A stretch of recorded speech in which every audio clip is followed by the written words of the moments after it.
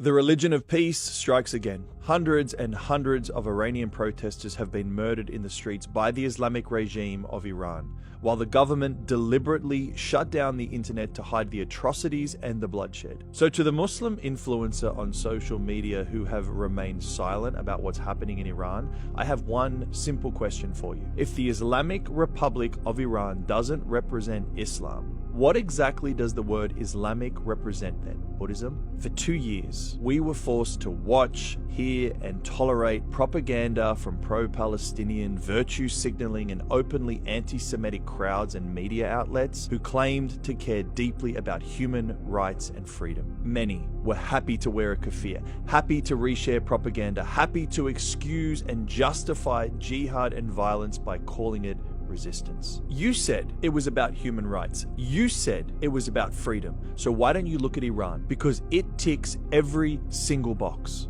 Religious repression, innocent people being murdered for free speech, an authoritarian regime ruling by terror, public executions to maintain control, endless human rights violations. And let's never forget the name Mahsa Amini, murdered in 2022 for the crime of not wearing her hijab correctly. So where are you now? No content, no coverage, no outrage, no marches with clever signs, no GoFundMe campaigns, no celebrity montage videos, no calls for sanctions? Why? Because this conflict is missing the one ingredient required to trigger mass outrage from the left, from the Muslim activists, and from the far right: the Jews. So let's be clear.